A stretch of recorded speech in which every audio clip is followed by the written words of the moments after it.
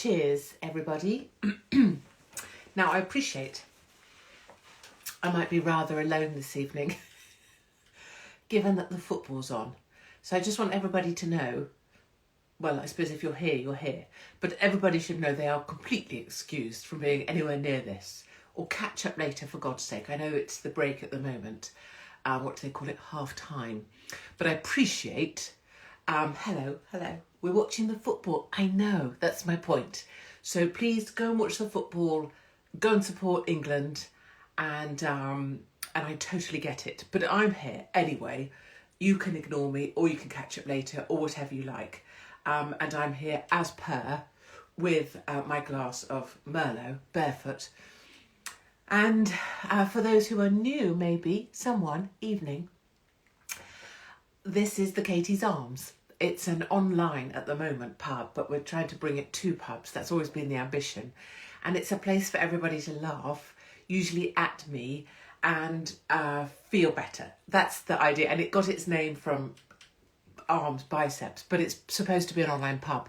And the thing I want to start, new thing for us, is, and yes, this is one of the largest glasses. It's not just that my head is really tiny, because it's not actually, my head's quite big. This glass is massive. The thing I'm going to start, which I think is very important for us here at the Katie's Arms, is I'm going to start with a toast. Do I play piano? Yes. Well, I used to. I still do.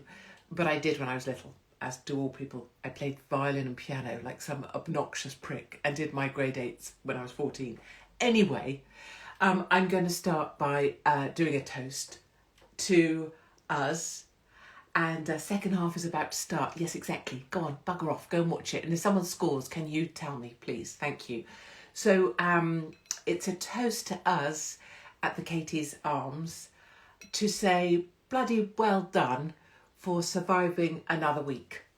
And that's what we're going to do each week. So if you've managed to make it through another week in the UK, or wherever you are actually, it's a toast to you. If you haven't topped yourself because you're surrounded by absolute dickheads, some of them probably in your own family, or you're also dealing with retards on a daily basis, you're not allowed to say that word, or in fact just the pure stupidity of life in the UK is really wearing you down. Examples: vehicle emissions tax, ULEZ, penalties for trying to get to work, penalties for trying to park your car, penalties for trying to breathe, penalties if you're caught speeding like 1 mile an hour over something in a 20-mile-an-hour zone, penalties for trying to eat, like if you want to buy some eggs, you know, that's a bit of a stretch right now here in the UK. I mean, how very frickin' dare you want to buy something that comes out the arse end of a chicken that's been there since time began, and there's no way on God's green earth that any kind of avian flu has possibly impacted the pricing of eggs to the extent this is just supermarkets now pissing with your soul and trying to shit on your bloody fried English bloody breakfast. If you're pissed off at the pumps because it's so expensive to fill up your car and your money is just worth shit, and quite frankly you don't know how you're going to pay your own mortgage, let alone how you might pay a bill to have a light on, and you're staggering around your home dressed like some nomadic Eskimo in 18 blankets and a onesie, and frankly when you want to take a piss you can't even find your own friggin' urethra to take a piss from because you're so bonded up because you're not allowed to turn on a heater, let alone turn on a light. And one of these days someone's going to set fire to their own chuffing polyester onesie from Primark that they're sheltering in because they're carrying a frigging candle because they can't turn on a light.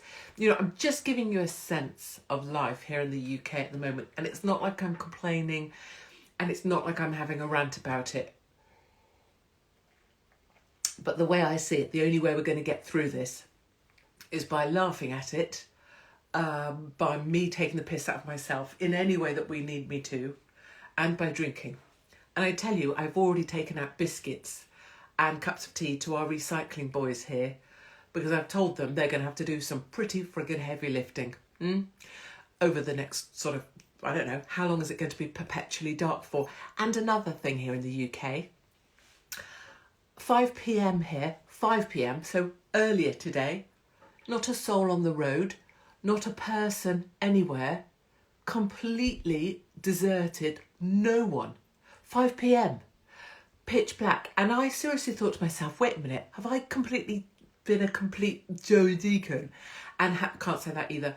And have I like woken up wrong or looked at a different country's timing? Or have I, have I set my clock wrong? Like, is it 9 p.m? And it wasn't, it was 5 p.m. It's just that no other bastard is leaving their house because it's so dark out there and no one's out there, no one's going out there. I literally could have been in a zombie apocalypse as a nomadic Eskimo. I may never see another living person again. I had to physically go and speak to someone to check I wasn't, like there'd been some sort of nuclear event, which is not altogether impossible given that we're determined to keep prodding Russia until he drops a nuke on someone's head, even though he doesn't want to. I literally thought, where is everyone? What is everyone doing?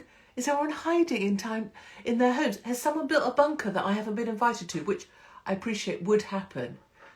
In the event of a nuclear situation, there would be bunkers built and I would be disinvited or banned from being allowed to go to them. Right, I have a lot of things we have to get through. Everybody drink. I know you're watching the football. Go and watch it. We're here, you're there. That's beautiful. 2 things can happen. Watch this. Pen, drink. Watch this. I'm going to write as I drink. Ready? Writing and drinking. My point is, you see the analogy? You can do 2 things at once. So you can watch the football whilst I'm here chitty-chatting. That's okay. Now, so much to say. Number 1, Michelle Mone. And oh, Christ. You know when you turn your phone round accidentally from underneath and you're like, oh my God, who is that saggy-faced old cow that's like all her flesh is falling off her face? And then you realise it's you and you're like, that. Michelle Mone. Oh, 9 a.m. here, too early for the wine. No, not at all. Now we know that my medical science degree never happened, but I think day drinking could be the way we get ourselves through this. I'm just saying, if you're thinking, shall I top myself, to end this, or shall I day drink? I think day drink. Have a little day drink. Maybe have a sleep. Maybe when you wake up, it'll be daylight and you're feeling better. Obviously not medical advice, but that's just a suggestion for you. So, Michelle Mone, let me tell you, you might not remember, or back in the day, doesn't matter. There was a show called The Apprentice and I was on it. I got to the very end of that friggin' thing, which was never supposed to happen because I was supposed to come out somewhere near the middle and people would think, oh, she's kind of cool, she's kind of fun, she's kind of, woo, she's got a good vocabulary. Got to the bloody end of the thing and got offered my place in the final, literally sitting there thinking, fuck, I don't want to work for that twat, there isn't really a job, and you have to sit, yes, exactly, come on England, you have to sit in Brentwood for 4 months waiting for TV Land to catch up with real life land. And I was like, I am not sitting in Brentwood for 4 months waiting for some spazzy TV show to go to air so that I can go, woo, I got the job that isn't really a job working for a short guy. No. Anyway, Apprentice, blah, blah, blah. Right, you get the gist. So there's a show after The Apprentice. Someone's saying about a badge. Yes. So when you buy a badge, I think Instagram takes a gazillion pounds and I get like 20p. So it's really, really kind of you and I'm very grateful. But if you want to just come on Katie's arms instead, you can buy an actual badge that says Offerty Piss, which is much more fun. But I do so. That's very kind. Anyway, back to Apprentice. So I quit The Apprentice and I was like, well, my first take was brilliant. It was like, listen, Lord Shug. Well, it was Sir Alan. There's a lot of people around this table that are a whole lot more desperate than me. So I'm going to love you and leave you. And thank you so much for the experience. And off I went. And I was forced to reshoot that whole thing and sort of say some stuff like, blah, blah, blah, blah, blah, thanks so much, but childcare. I had to make up this bullshit female excuse for leaving, which was never the truth of any of it. I just didn't want to work for that little shit or sit in Brentwood. I mean, who lives in Brentwood? I don't even know what Brentwood is. Anyway, there's a programme after it called You're Fired, right? I think I'm preaching to the converted, people that already know this, but it's a show you go on and essentially the audience gets to rip the shit out of you and you get to be humiliated and they're all pre-prepared with all their lines and their shit clips of you looking like a dickhead, but you still go on that show because contractually you're obliged. And actually I wasn't because I had quit, but I still went on because if you can't laugh, even back then, right, I was already laughing at myself quite a lot. And the producers were real happy I was going on. But on the panel, if you can remember, was Michelle frickin' Mone, the tacky-ass bra lady that's trending all over the place, that's on the front page of The Guardian today for stealing, allegedly, 29 million of your money that went on the fraudulent PPE contract. Remember all of that shitty pretend to be, protected from COVID bullshit.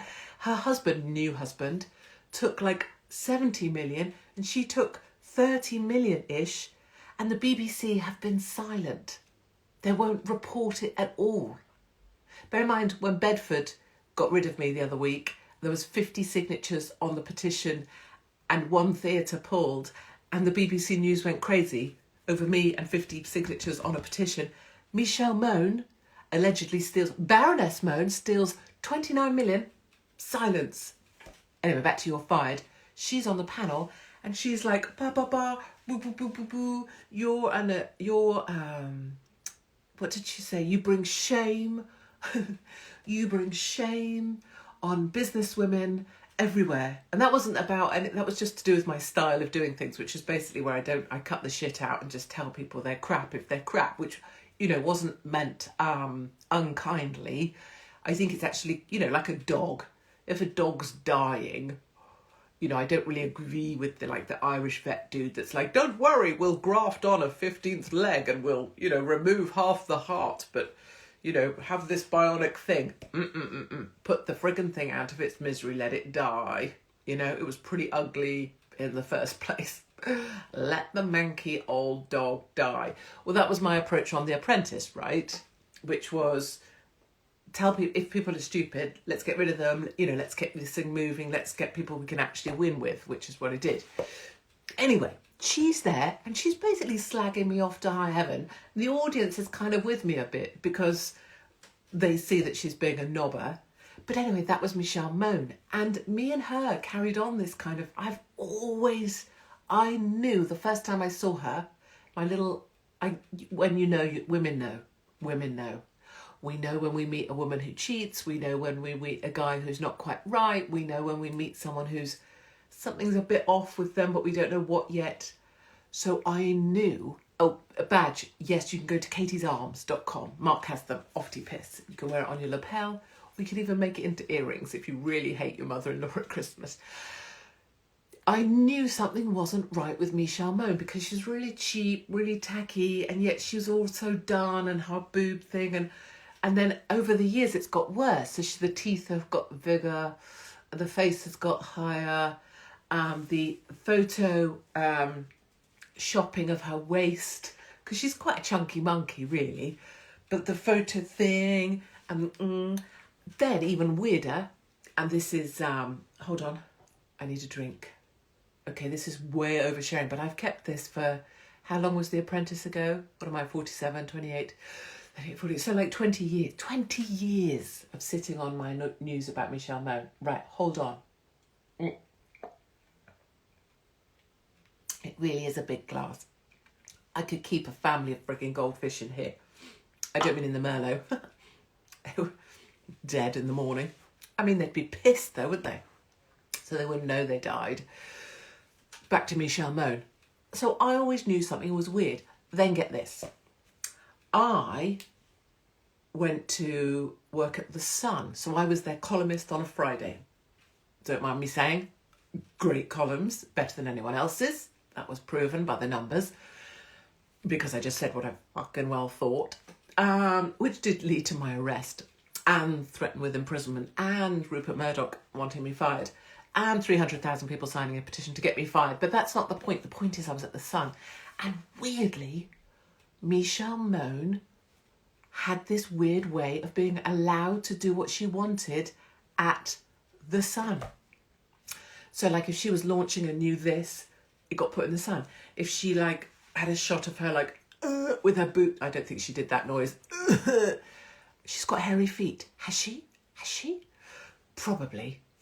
Anyway, she's definitely chunky. She's not the size that she portrays herself as. Like, she's a chunky monkey. And she used to be even chunkier. Like, so she's got a special treatment at the Sun. Weirdest thing, I don't know if she banged Murdoch. Because when you think about Jerry Hall, Michelle Mone, similar Pamela. Just saying. Then I went to work for Daily Mail. They got me from the Sun. And at Mail Online, same thing, right? Lord Rothermere, who runs, like he's the super uber, he, I don't know, I was doing pretty well for the Daily Mail, like numbers-wise, like way more numbers than Piers Morgan, just saying.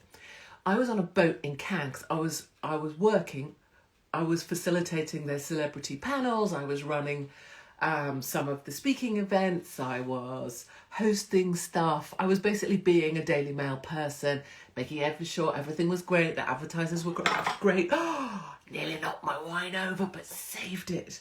So anyway, who should turn up? Michelle Mone on the Daily Mail yacht, which was friggin' massive.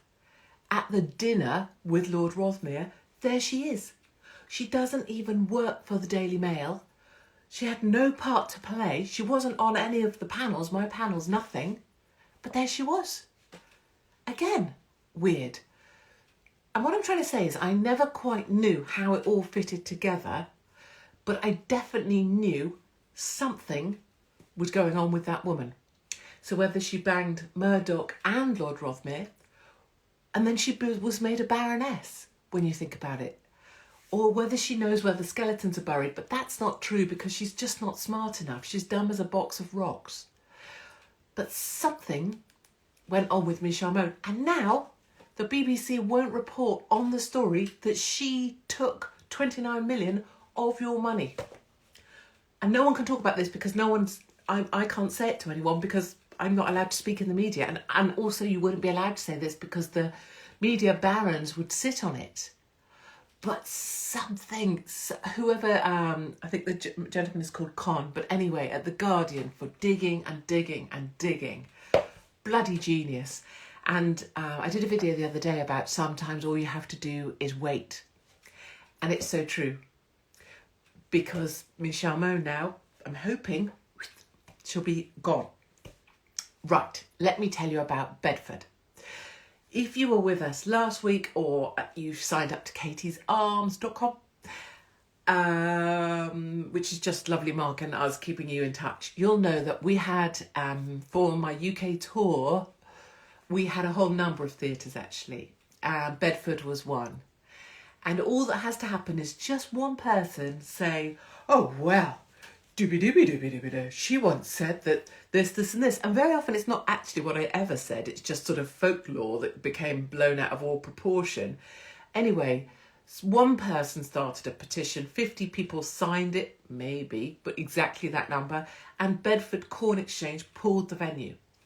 And you guys have been amazing. So you started a petition. Someone did 1,500 signatures. I think it's like 1,600 people have said, look, just let her be. Anyone that wants to go, anyone who doesn't.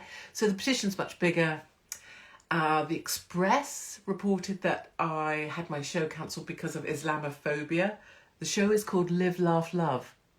It doesn't even talk about a single dang other religion. Anyway, they had to, and they have now, amended their headline. The damage is done, but they have had to amend their headline. And the newspaper that started the story and created it has changed their headline, has had to retract the Twitter account that they linked me with that isn't mine. And they've had to post stuff on the woman who created all of this issue to say that, you know, we're going to go after her as well. The point is, Bedford Corn Exchange have not reinstated the show. The mayor of Bedford, just so you know, I wrote to him. I offered to do the show for him or for the council. I offered to go and meet him so he could see this is all there is. It's not very scary, and this is all there would be on the stage is this, except bigger, louder music. It's going to be great.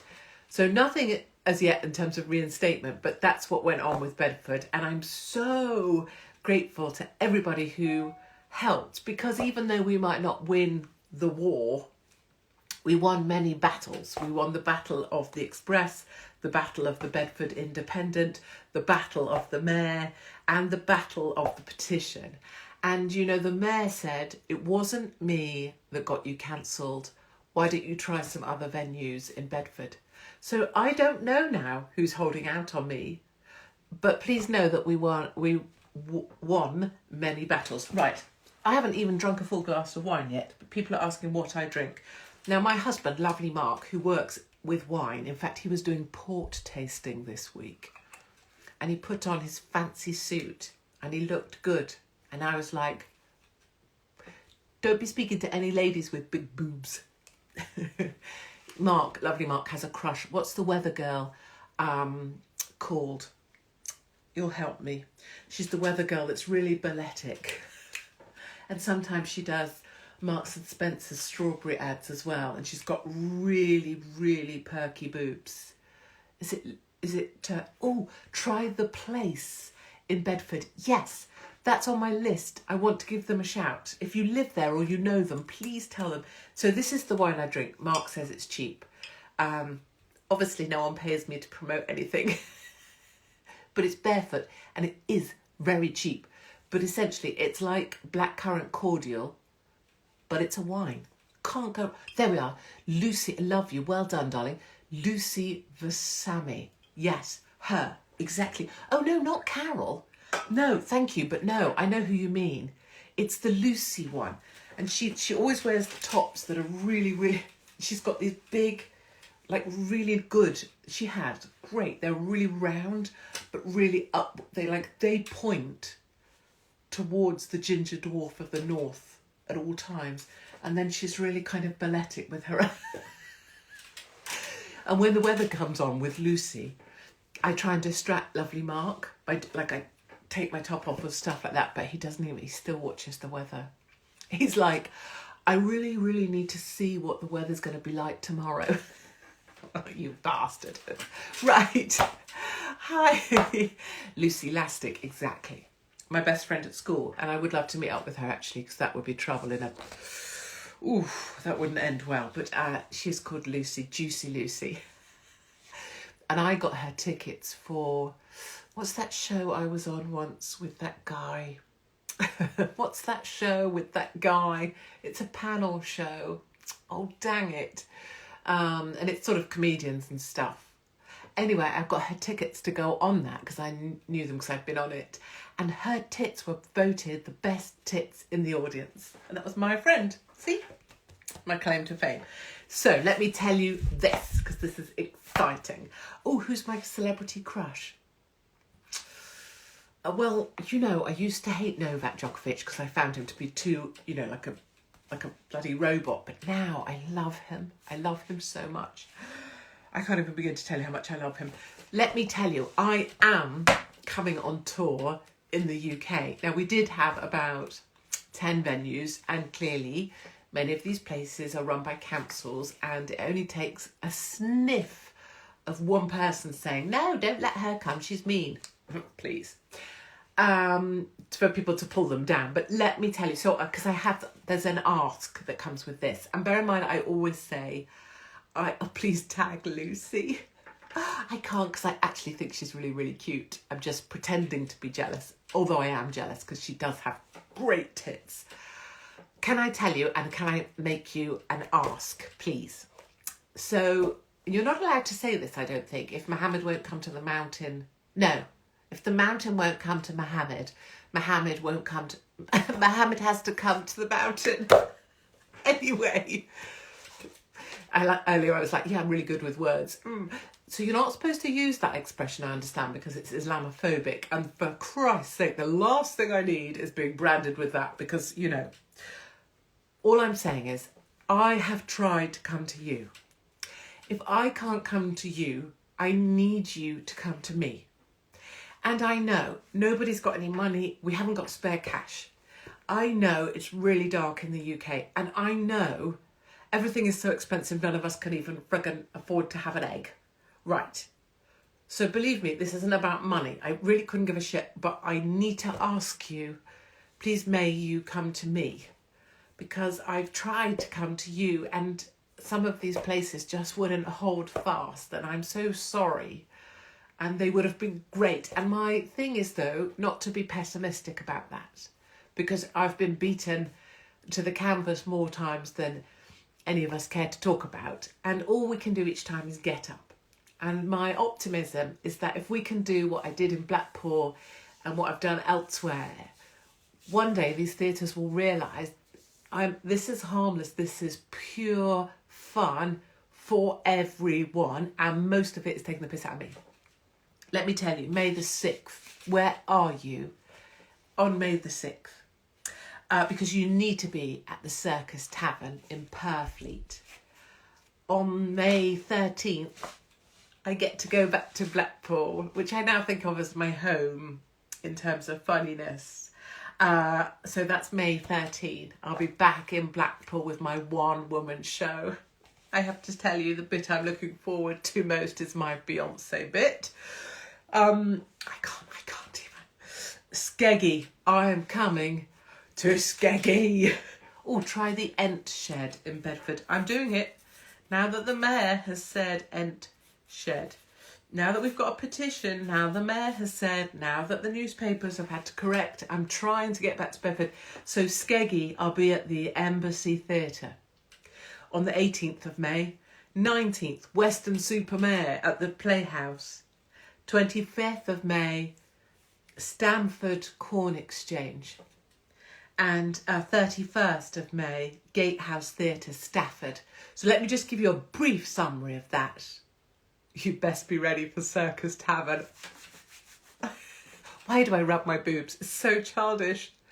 May 6th, that's going to go off, Circus Tavern. 13th, Blackpool. 18th, Skeggy. 19th, Weston-super-Mare.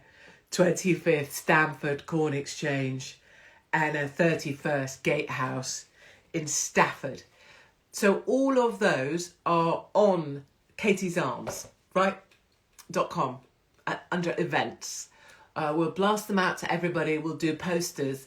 And obviously what we're hoping for is that these guys will hold firm and hold fast and see that the public, ordinary people, are with us. That there's no harm, there's no nothing in this. This is fun. And we need these places to hold, because the more these hold, in October, 1, 2, 3, 4, 5, 6, 7. We've got 7 venues. And if you can find a theatre that will hold fast, and there's nothing for them to be frightened of, only that will sell out, I'll be there. But this is May, and I'm asking you to come. And I know we can't afford it. The tickets are like anything to do with us is the lowest price they'll do, which is 20 quid. And then they usually put like a booking fee on or something. But if you can come, bring your mates, come. And I promise you, just like in Blackpool, we danced in the bar beforehand. We danced in the bar afterwards. And it was just like a family. Everyone said they left feeling like, oh, life is going to be all right. That's what we're trying to bring. So help me find a theatre. I will go and meet any theatre director, owner that would have me. I'll come.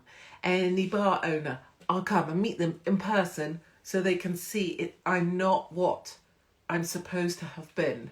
I am a gobby twat and I am an arsehole and I say things I shouldn't.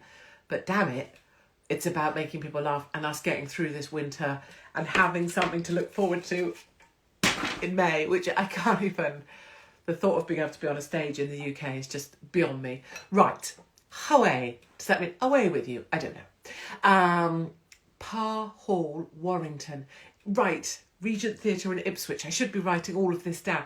And believe me, there's some venues in Portsmouth, in Weymouth, in Exmouth, in Bournemouth that we did have. But you know what just takes, honestly, it takes one person. And they will just, especially one person who has an idea of me, or is against something I once said. Maybe, larger ladies who work in human resources and can't bear it that I'm having more fun than them. Fuck 'em. Right, my loves. Thank you for staying with me. How are we doing on the haul for Cornwall? Cornwall would be a dream. It's my home. My parents and my family are farmers from St. Kevin. Right, my loves. I will love you and leave you. I hope we're winning the football. I don't know, are we? And I won't give up. Please know that. Even if we lose any of those venues I just mentioned, we don't give up. We just keep getting back off the canvas, hauling ourselves up on the ropes and staring them back down, because each time you get up, they look at you and they know you're stronger than you were before. And at this rate, my darlings, I'm bloody invincible. So thank you. Do be in touch. Landlord, that's lovely, Mark. Landlord at Katie's Arms. I need to do some work on these. .com. Landlord at katiesarms.com. And I will, those messages do get through to me. And thank you. Oh, 0-0. Oh, God, how dull. I also saw that the brilliant men, if you're one of them, I owe you whatever you want from me. But if you went to Qatar dressed as a Christian crusader, if you were a Christian crusader at Qatar, get in touch. Free tickets to anything you want and more are on offer from me. Okay, thank you for joining me here at Katie's Arms. Remember, keep going till next week. If you think about topping yourself, don't, because next week we'll toast the fact that we made it through another week in this bloody awful, festering, shitty country. Okay, love to everybody.